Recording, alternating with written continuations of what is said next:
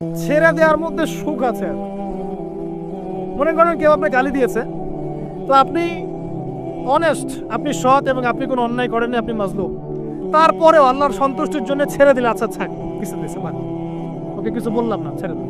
এই ছেড়ে দেওয়ার মধ্যে যে এত সুখ, এটা আপনি বুঝতে পারবেন না। এই সুখটা উপলব্ধি করেছেন স্বয়ং রাসূল সাল্লাল্লাহু আলাইহি ওয়াসাল্লাম। মক্কা বিজয়ের দিন ওই যে বহু মানুষ এসে কি বলেছিল, ভয়ে কাঁপছে যে রাসূল সাল্লাল্লাহু আলাইহি ওয়াসাল্লাম তাদেরকে আবার মৃত্যুদণ্ড দেন কিনা, আছে না?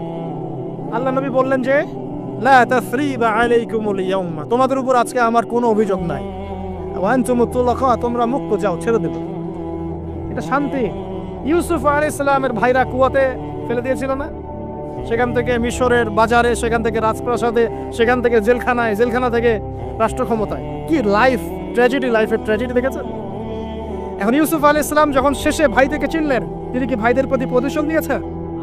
বলেছেন যাও, মাফ করে দিলাম, ছেড়ে। এটাই শান্তি। আল্লাহর জন্য ত্যাগের মহিমার মধ্যে শান্তি আছে। আল্লাহ পাক আমাদেরকে ত্যাগ করার তৌফিক দান। তাই বলে সব জায়গায় আবার ত্যাগ করা যাবে না, এটাও মাথায় রাখতে হবে। বুঝতে পারছেন না কথা? মনে করেন যে আপনার পরিবারে আপনার বোনকে কেউ টিস করেছে, নাউজুবিল্লাহ, ছেড়ে দিব? যা বাবা, তুই টিস করেছিস, যা, দিলাম, ছেড়ে। দেখো, মনে করেন যে কারো সমাজের মধ্যে কাউকে ধর্ষণ করা হচ্ছে, নাউজুবিল্লাহ, আর আমরা বলবো যে যাক, মানবতা দেখালাম, ছেড়ে দিলাম, ইসলাম তো মানবতা ধর্ম, যাও, ছেড়ে দিলাম, বললে হবে? সব জায়গায় ইসলাম মানবতা শেখায় না, কারণ কোন জায়গায় মানবতা না শেখানোটাই ফরজ। একজন চোরের উপর আপনি কি মানবতা দেখাবেন? একজন ধর্ষকের উপর আপনি কি মানবতা দেখাবেন যে আরো ধর্ষণ কর বাবা, যা, উৎসাহ দিবেন? একজন খুনি, আপনি কি তাকে মানবতা দেখাবেন না ফাঁসি দিবেন? তো এই যে কিছু মানুষ এখন বলে ইসলাম মানে শান্তি, আর শান্তি মানে শান্তির সুবাতাস বলছে। ওরা ওই যে ইসলাম থেকে বদর, উহুদ, খন্দক, খায়বার সব কাট করে ফেলছে। এগুলো ইসলামে নাই।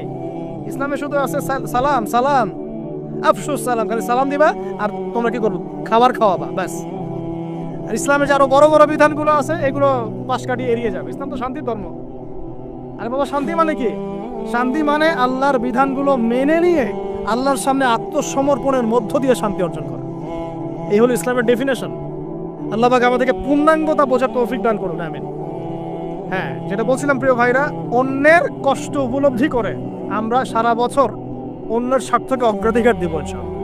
যদি আমাদেরকে কেউ কষ্টও দেয়, আল্লাহর রাস্তায় মাফ করে দিবেন, তবে যেখানে মাফের কোনো সুযোগ নেই সেখানে মাফ করতে চাই। আল্লাহ পাক বোঝার তৌফিক দান।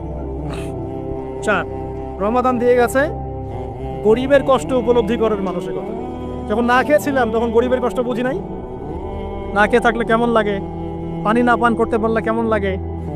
হ্যাঁ, এটা আল্লাহ পাক কেন দিয়েছেন? যাতে করে আমরা সমাজের এই দুস্থ মানুষগুলোর কষ্ট বুঝতে পারি। আল্লাহ পাক সারা বছর আমাদেরকে গরিবের সেবা করার তৌফিক দান করুন। আর এখন গরিবের রক্ত খুব চষে খাওয়া হয়, তাই না ভাই? গরিবের রক্ত চষা একটা সমাজ চলতেছে, আর রক্ত চষা একটা অর্থনীতি চলতেছে।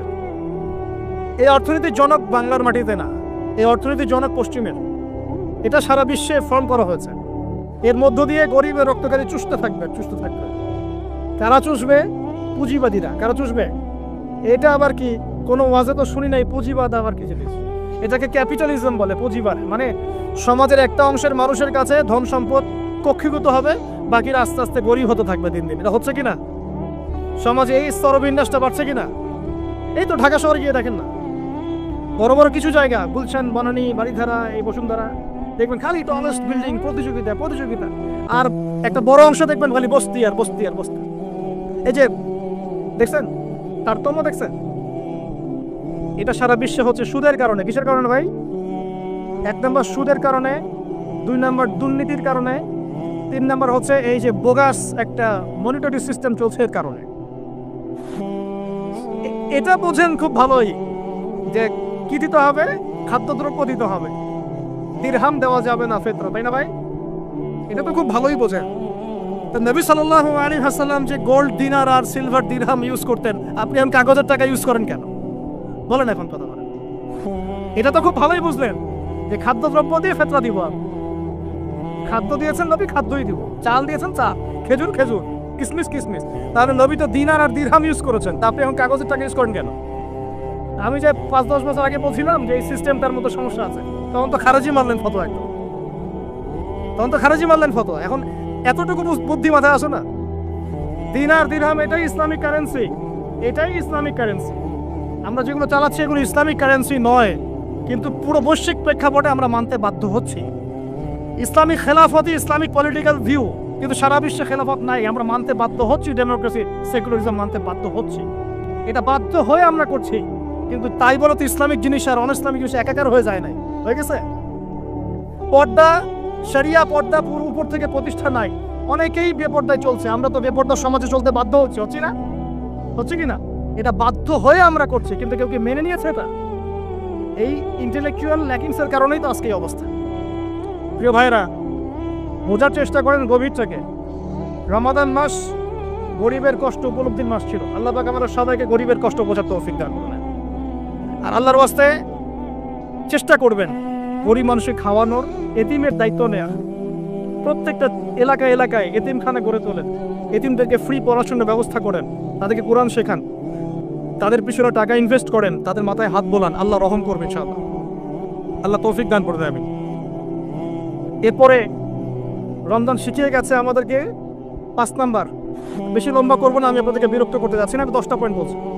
5 নাম্বারটা দেখুন, এটা মনোযোগ দেন, এটা খুব ইম্পর্টেন্ট। রমজান দিয়ে গেছে কোরআন। রমজান কি দিয়ে গেছে ভাই? এটাই তো সবচেয়ে বড় কথা নাকি রমজানের? রমজানের সবচেয়ে বড় কথা কি? এই মাসে কি হয়েছে? কোরআন নাজিল হয়েছে। রমজান মাস চলে গেছে, আমরা কি কোরআনটাকে এখন বন্ধ করে রেখে দিব ভাই? রমাদান মাসে কারা কারা কোরআন খতম করেছেন হাত তোলেন দেখি। সুবহানাল্লাহ, মাত্রই কয়জন? রমাদান মাসে কোরআন খতম করেছেন কারা কারা? অন্তত একবার। আল্লাহু আকবার। আল্লাহ আমাদেরকে মাফ করুন না, আমিন। আল্লাহ আমাদেরকে মাফ করুন না। আমি খুবই হতাশ হলাম। রমাদান মাসে কোরআন অন্তত একটা বার তো খতম করা উচিত ছিল নাকি ভাই? আচ্ছা, রমজানের সম রাখেন কেন জানেন? রমজান মাসে কোরআন নাজিল হয়েছে, এটা রমজানের সম্মান। আল্লাহ পাক বলেন নাই শাহরু রমাদান আল্লাযী উনজিলা ফীহিল কোরআন? আল্লাহ পাক বলেন নাই রমজান সেই মাস যেই মাসে কোরআন নাজিল হয়েছে? ইন্না আনজালনাহু ফী লাইলাতিল কদর, কদরের রাতে আমি কোরআন নাজিল করেছি।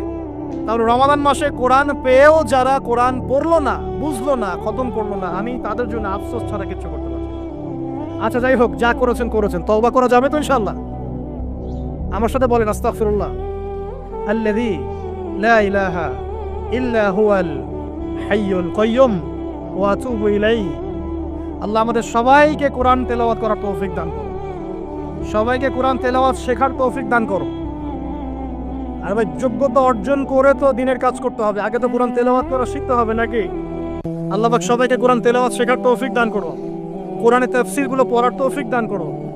আল্লাহ পাক প্রতি মাসে কমপক্ষে একবার করে কোরআন খতম করার তৌফিক দান করো। আল্লাহর রাসূল রমজান মাসে কোরআন এক খতম করতেন।